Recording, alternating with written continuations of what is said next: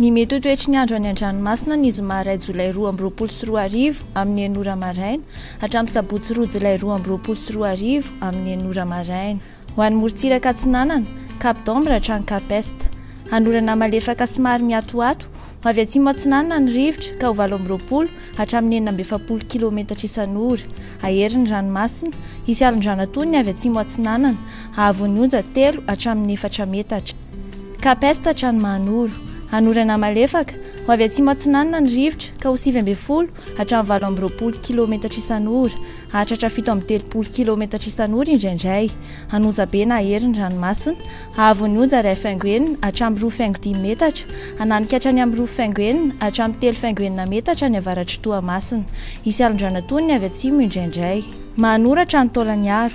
Hanorana malefaka ho avy Atsinanana ny rivotra ka ho 9 hatramin'ny 20 km isan'ora, hanonja be na aherin'ny ranomasina, ahavon'ny onja 2 hatramin'ny 2 faingo 9 metatra. Hisy alon-drano avy atsimo. Taolagnaro hatrany Cap Sainte-Marie. Handrahoana vitsy ho avy Atsinanana ny rivotra ka ho 20 hatramin'ny 730 km isan'ora, aherin'ny ranomasina, ahavon'ny onja manodidina ny 3 metatra. Hisy alon-drano avy atsimo.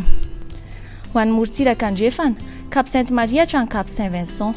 Ibalika ny masoandro ho avy atsimo Atsinanana ny rivotra ka ho 20 hatramin'ny 40 km isan'ora, hanonja be na aherin'ny ranomasina, ahavon'ny onja 2 hatramin'ny 3 metatra. Hisy alon-drano atony avy atsimo. Cap Saint-Vincent hatrany Cap Saint-André. Ibalika ny masoandro ho avy atsimo ny rivotra amin'ny ankapobeny ka ho 9 hatramin'ny 20 km isan'ora, adiny mpanonja na hanonja be ranomasina, ahavon'ny onja 2 hatramin'ny 2 metatra. Cap Saint-André hatrany Analalava.